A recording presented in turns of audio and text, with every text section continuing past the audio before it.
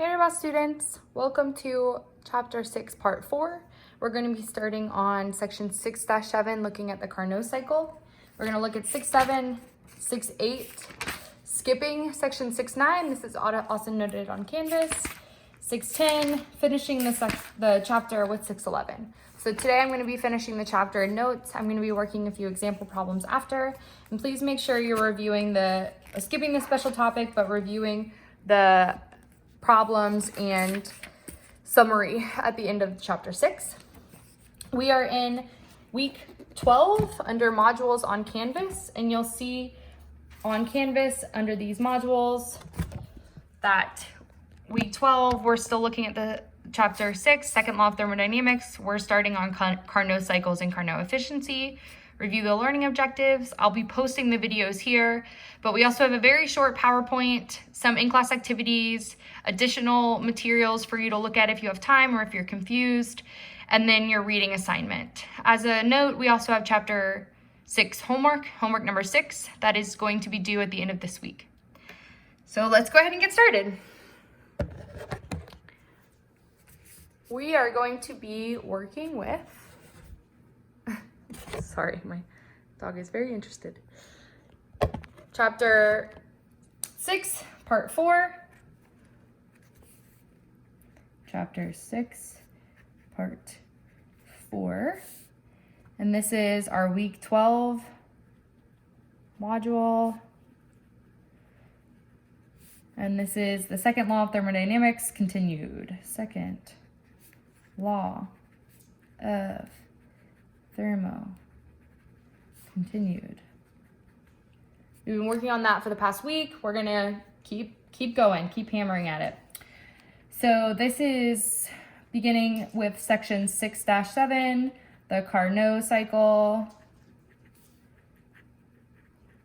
It's on page 295, and there's also a PowerPoint.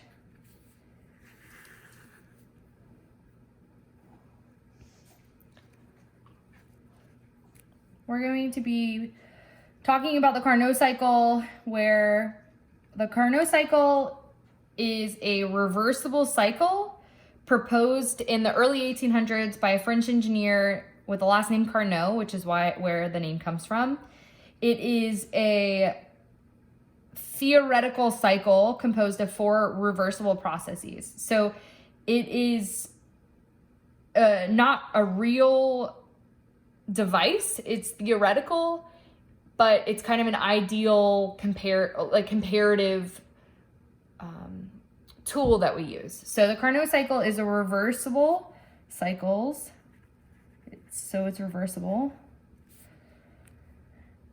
and typically it has closed or steady flow systems. So you should immediately be thinking that this would have implications for energy equations. It has the maximum possible efficiencies. Maximum efficiency. And examples of machinery that operate on the Carnot cycle, theoretical machinery, would be Carnot heat engine. Carnot heat engine.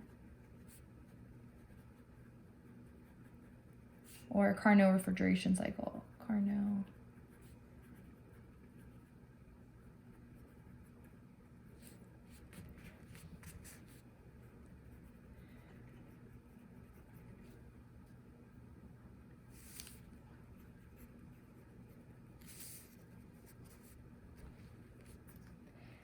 And on page 296, figure 6-36, the 4 steps of a Carnot cycle are detailed. This is also in the PowerPoint, but the reversible process start with first a reversible isothermal expansion.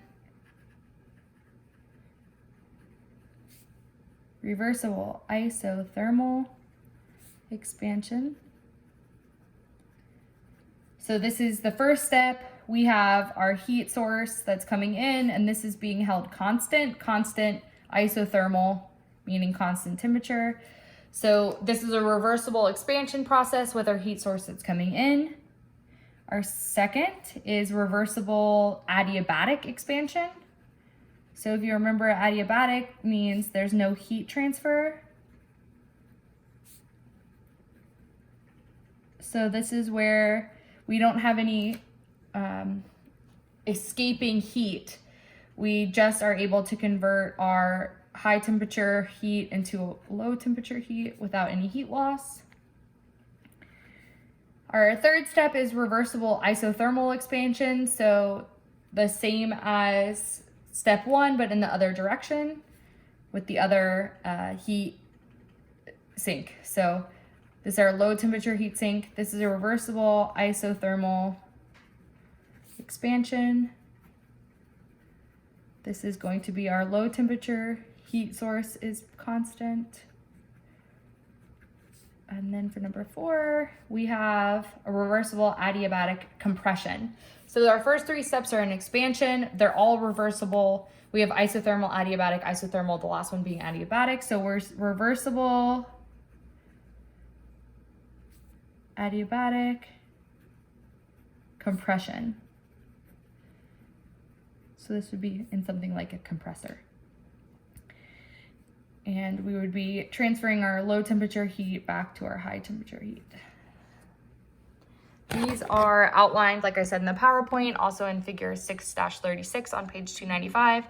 We can see from our first step to our second step, we have our isothermal high temperature heat being held constant. This is reversible isothermal expansion. You can see that the piston is expanding outward. From 2 to 3, we have an adiabatic, reversible adiabatic expansion. So again, we're expanding, we're transferring our high temperature heat to our low temperature heat. Then we have 3 to 4, where we have isothermal, reversible isothermal expansion again. So we have our low temperature energy sink being held constant here. And then cycling back from 4 to 1, we have a compression here that is an reversible adiabatic compression. These are also in your book in this figure, and then it explains all 4 of these with a lot more words than I use. All right.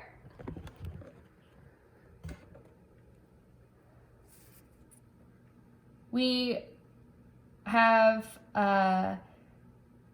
finished section 6-7. We'll move on to 6-8, which talks about the Carnot principles. So 6-8 talks about the Carnot principles. Please read that. We're going to be summarizing those in addition with 6-10. So 6-8, 6-10, Carnot heat engine.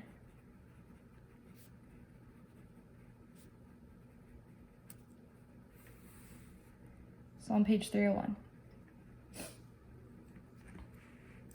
With the Carnot heat engine, this is a hypothetical heat engine that operates on the reversible Carnot cycle. So theoretical heat engine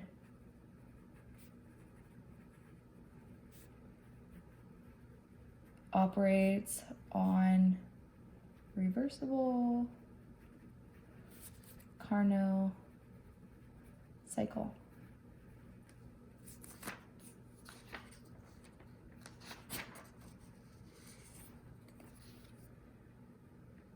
With the Carnot heat engine, this is going to be the heat engine with the maximum efficiency possible.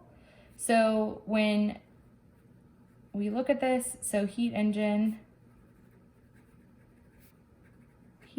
with maximum possible efficiency.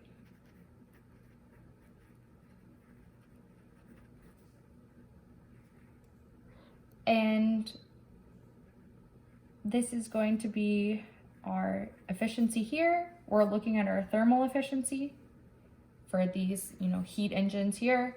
And we're going to be looking with a reversible process. So here's how it's denoted for our heat engine. This equation is going to be 1 minus our low temperature minus our high temperature. Divided by our high temperature. This is equation 6-18 on page 301 in the book, this equation. And you could also write this in terms of your heat transfer, not only your temperature. This is your Carnot efficiency, which is your highest efficiency of any heat engine operating between two thermal reservoirs. It's explained further in figures 6-45 and 6-46. And for this equation, we can use it comparatively. If we have a thermal efficiency, if we are equal to our thermal efficiency of our reversible Carnot heat engine, this means that we are a reversible heat engine, which, as I mentioned, is theoretical. We don't have reversible heat engines that are 100% reversible. If you are confused about what I mean about reversible, go back and watch the previous lecture where we talk about reversible systems and irreversible systems. If we are lower in efficiency than our Carnot heat engine, then we are an irreversible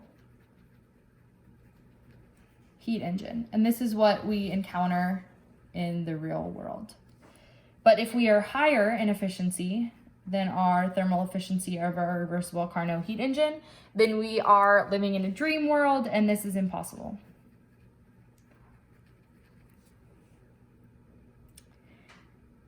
This efficiency is the upper limit of the possible heat engine efficiency. It is not 100%. So this is explained more in the book, but just because this is the maximum possible doesn't mean that it's at 100%. It means what is theoretically the maximum. All right, so this has implications towards our coefficient of performance for things like a heat pump.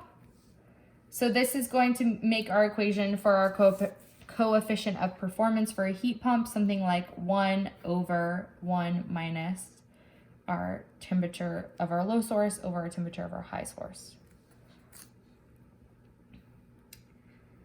And on page 302 and 303, there's further descriptions about quality of energy and more information about quality and quantity of energy. And then on page, this, so 6-11, it talks about the Carnot refrigerator and heat pump. Carnot refrigerator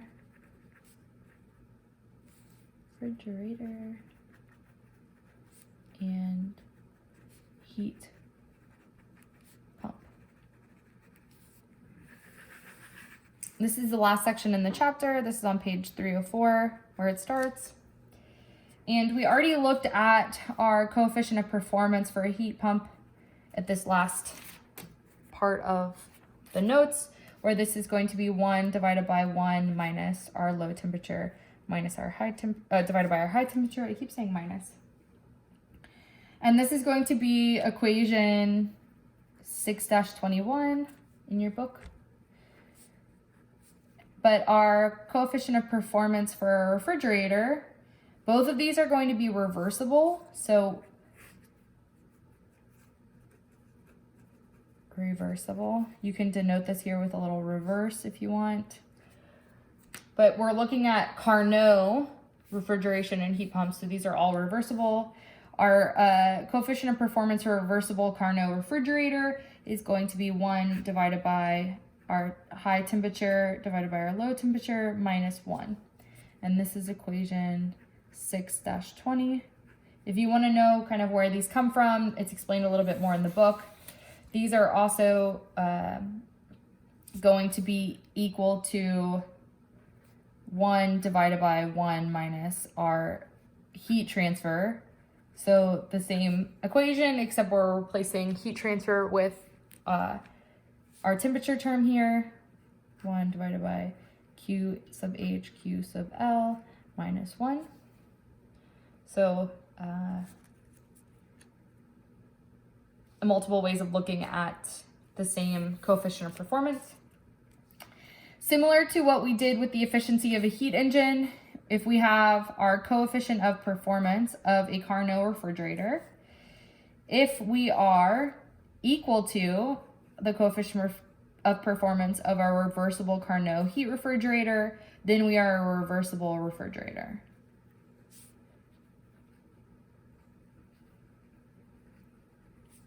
If we are at less than our coefficient of performance for our reversible refrigerator, then we're living in the real world. This is an irreversible refrigerator. This is what the fridge looks like in your own home.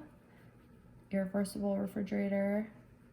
And if we are greater than the coefficient of performance for our Carnot refrigerator, then this is impossible. And once again, this coefficient of performance doesn't need to be equal to 1. The coefficient of performance for our reversible refrigerator is our theoretical limit. All right, so those are the main points from this chapter. I'm going to do one example problem and then make some final notes, and that is all for today. So the example problem here is going to be example 6-5 on page 302. And as a note, I'm only going to be doing half of this problem because I'm not doing the second part that talks about the heat scale. I told you to skip section 6-9. I don't think it's important in your lives. So if you redo this problem yourself, I only did part A. Okay, so this example says a Carnot heat engine receives 500 kilojoules. A Carnot heat engine receives 500 kilojoules of heat per cycle from a high temperature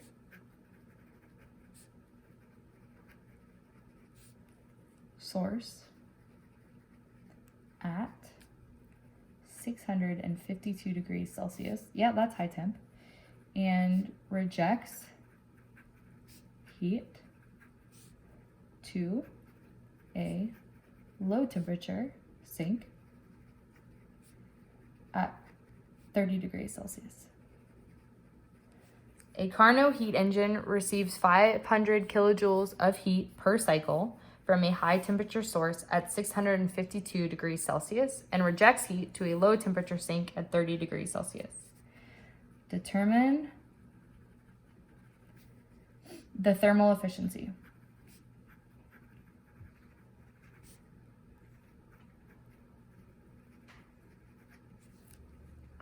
So it's asking us to determine the thermal efficiency of our Carnot heat engine. And as I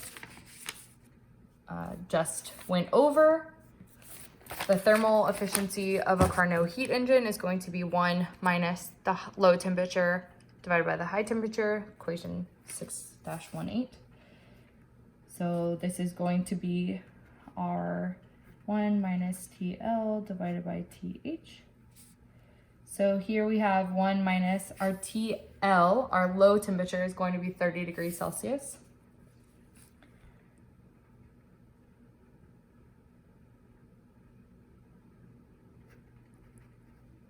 I'm going to convert these to Kelvin, but it won't matter based on the ratio because you're adding the same number of Kelvin to each, so your ratio should be exactly the same. 652 degrees Celsius plus 273 Kelvin. So this gives me 0.67 or 67%. So the highest theoretical efficiency of a reversible heat engine operating between these two sinks is 67%. So if you have a heat engine that is higher in efficiency than 67% for these two heat sinks, that's impossible. That does not happen. You are only ever going to be below 67% efficiency for a Carnot, for any heat engine receiving this power, this energy, and operating between these heat sinks. All right, so that is all for this chapter. Some of the main equations in this chapter, I'm gonna just do a quick summary here related to the summary on page 311. So we know that our thermal efficiency is going to be our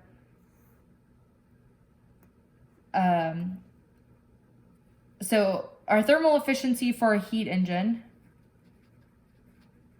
is going to be our net work out divided by our temperature heat in. So for a heat engine, what we're getting out divided by what we're putting in, that's our thermal efficiency. This equation becomes 1 minus QL over QH. For our thermal efficiency of a reversible Carnot engine, Carnot heat engine, we're going to be using the equation 1 minus TL over TH.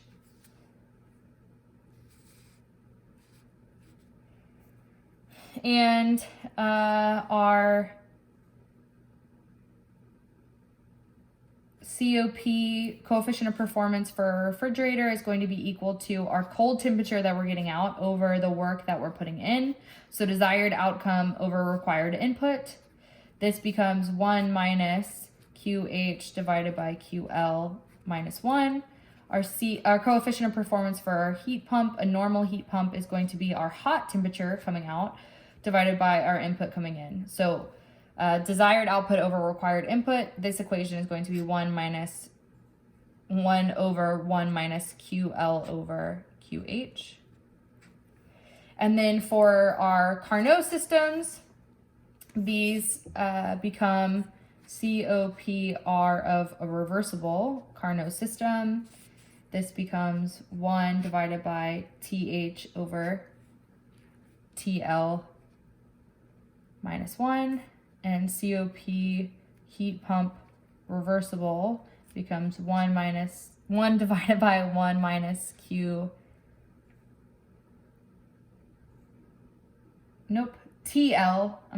over TH. TL over TH. For the Carnot, we're looking at temperature, not heat transfer, even though they're derivative and related to each other. So these are the main equations that you're using in this chapter. You should also make sure you're familiar with the Kelvin-Planck statement, the Clausius statement, perpetual motion machines, reversibility and irreversibility, and the general idea of Carnot cycles. Okay, so I'm going to be posting a few example problems for Wednesday and Friday. Please make sure to do your homework. It's due on Friday, and I will send an update over Canvas today. So I hope everybody has a great day and enjoy this beautiful indoor weather that we're having. All right, bye.